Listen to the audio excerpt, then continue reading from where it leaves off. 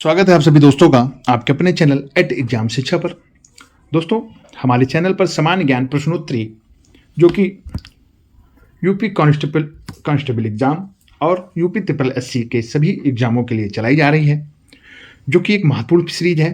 तो आप वीडियो को पूरा देखें और चैनल को सब्सक्राइब करें। तो दोस्तों, शुरू करते हैं आज के ये महत्वपूर्ण वीडियो। आज की प्रश्नावली का पहला प्रश्न है, दुलहस्ती पावर स्टेशन निम्नलिखित में से किस नदी पर आधारित है? Option A Beas, option B Chenab, option C Ravi, option D Sutlej. तो दोस्तों, दुलहस्ती पावर स्टेशन जो कि चिनाब नदी पर स्थित है, ऑप्शन बी इस पर इसका सही आंसर होगा। चिनाब नदी पर दुलहस्ती, सलाल भी एक परियोजना है जो कि महत्वपूर्ण है, कई बार परीक्षाओं में पूछी गई है। बगलीहार ये भी चिनाब नदी पर स्थित है। तो दुलहस्ती, बगलीहार और सलाल ये चिनाब नदी पर स्थित है। बात करें रावी पर, तो रावी पर एक परियोजना है चमेरा, ये भी कई बार परीक्षाओं में पूछा गया है। सतलज पर भाखड़ा नांगल और ब्यास नदी पर है पोंग बांध। ये बांध कई बार पूछा गया है कि पोंग बांध किस नदी पर स्थित है, तो ब्यास नदी पर। इस प्रश्न का जो सही आंसर है वो है चिनाब नदी। याद रखिएगा, महत्वपूर्ण प्रश्न है। देखते हैं अगले प्रश्न को। प्रश्न है, निम्नलिखित में से किस एक को हास्य गैस कहा जाता है? Option A methane, option B nitric oxide, option C nitrous oxide, option D ozone. तो दोस्तों, हास्य गैस, लाफिंग गैस जिस गैस को कहते हैं वो है नाइट्रस ऑक्साइड। ऑप्शन सी इस प्रश्न का सही आंसर होगा। चलिए देखते हैं अगले प्रश्न को। प्रश्न है, उस भारतीय का क्या नाम था जिन्होंने तीनों गोलमेज सम्मेलन में भाग लिया था? ऑप्शन है, option B B R. Ambedkar, option B Mahatma Gandhi, option C Mohammad Ali Jinnah, option D Tej Bahadur Sapru. तो दोस्तों, गोलमेज सम्मेलन, तीनों गोलमेज सम्मेलन में भाग लेने वाले भीमराव अंबेडकर जी थे, जिन्होंने तीनों गोलमेज सम्मेलन में भाग लिया था। ऑप्शन ए इस प्रश्न का सही आंसर है। महात्मा गांधी जिन्होंने दूसरे गोलमेज सम्मेलन में भाग लिया था। याद रखिएगा, महत्वपूर्ण प्रश्न है। देखते हैं अपने अगले प्रश्न को। प्रश्न है, भारतीय संविधान में मूल अधिकारों का विचार लिया गया है। ऑप्शन ए ब्रिटेन के संविधान से, ऑप्शन बी आयरलैंड के संविधान से, ऑप्शन सी कनाडा के संविधान से, ऑप्शन डी अमेरिका के संविधान से।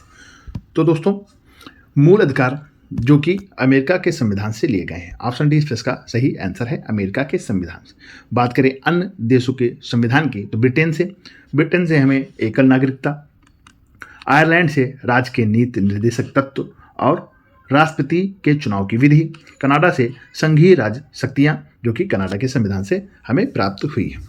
तो दोस्तों, ऑप्शन डी इस प्रश्न का सही आंसर था। देखते हैं अगले प्रश्न को। प्रश्न है, निम्नलिखित अनुच्छेद में से किस एक को डॉक्टर बी.आर. अम्बेडकर द्वारा संविधान का हृदय एवं आत्मा कहा गया? ऑप्शन ए अनुच्छेद 14 को, ऑप्शन बी अनुच्छेद 21 को, ऑप्शन सी अनुच्छेद 32 को, ऑप्शन डी अनुच्छेद 29 को। तो दोस्तों, भीमराव अम्बेडकर जी के द्वारा संविधान का हृदय एवं आत्मा अनुच्छेद 32 को कहा गया है। ऑप्शन सी अनुच्छेद 32 संवैधानिक उपचारों का अधिकार जो कि अनुच्छेद 32 है, और इसे भीमराव अम्बेडकर जी के द्वारा हृदय एवं आत्मा कहा गया है। अनुच्छेद 14 जो कि समानता का अधिकार, अनुच्छेद 21 प्राणदेह एवं स्वतंत्रता का अधिकार, और अनुच्छेद 29 अल्पसंख्यकों के लिए अधिकार का वर्णन करता है। ऑप्शन सी इस प्रश्न का सही आंसर है। चलिए देखते हैं अगले प्रश्न को। प्रश्न है, विश्व बैंक का मुख्यालय है? ऑप्शन ए वाशिंगटन में, ऑप्शन बी जिनेवा में, ऑप्शन सी वियना में, ऑप्शन डी लंदन में। तो दोस्तों, विश्व बैंक का जो मुख्यालय है वो वाशिंगटन डीसी में स्थित है। ऑप्शन ए इस प्रश्न का सही आंसर है। विश्व बैंक और IMF का ये भी वाशिंगटन डीसी में स्थित है। जिनेवा में आपको WTO विश्व व्यापार संगठन का मुख्यालय स्थित मिलेगा। वियना में अंतर्राष्ट्रीय परमाणु ऊर्जा एजेंसी का मुख्यालय स्थित है। तो ऑप्शन इस प्रश्न का सही आंसर होगा। चलिए देखते हैं अगले प्रश्न को। प्रश्न है, निम्नलिखित में से कौन सा एक वायु प्रदूषण के जैविक सूचक का एक कार्य करता है? Option A lichen, option B fern, option C money plant, option D अमर वेल। तो दोस्तों, वायु प्रदूषण के एक जैविक सूचक के रूप में जो काम करता है वो है लाइकेन। ऑप्शन ए इसका सही आंसर होगा लाइकेन, जो कि वायु प्रदूषण के जैविक के सूचक के रूप में काम करता है। देखते हैं अगले प्रश्न है, एलपीजी डॉट डॉट का मिश्रण है। ऑप्शन ए मीथेन और ब्यूटेन का, ऑप्शन बी इथेन और प्रोपेन का, ऑप्शन सी मीथेन और प्रोपेन का, ऑप्शन डी ब्यूटेन और प्रोपेन का। तो दोस्तों जो एलपीजी है वो ब्यूटेन और प्रोपेन का मिश्रण है। ऑप्शन डी इसका सही आंसर होगा। बात करते हैं अगले प्रश्न की। प्रश्न है, निम्न में से कौन सा भारत का एक सर्वाधिक कॉफी उत्पादन राज्य रहा है, कॉफी उत्पादक राज्य रहा है? Option A Assam, option B Madhya Pradesh, option C Kerala, option D Karnataka. तो दोस्तों कॉफी उत्पादन में जो राज्य प्रसिद्ध है वो है कर्नाटक। कर्नाटक राज्य में सबसे ज़्यादा कॉफ़ी का उत्पादन किया जाता है। दोस्तों यहीं पर हमारी वीडियो समाप्त होती है। ये प्रश्न यूपी कांस्टेबल के परीक्षा के मद्देनजर रखकर बनाए गए हैं, जो कि महत्वपूर्ण है, इंपॉर्टेंट है। तो आप वीडियो को देखिए और अपने कमेंट जरूर भेजिएगा। तो मिलते हैं अपनी अगली वीडियो में, तब तक के लिए जय हिंद, जय भारत।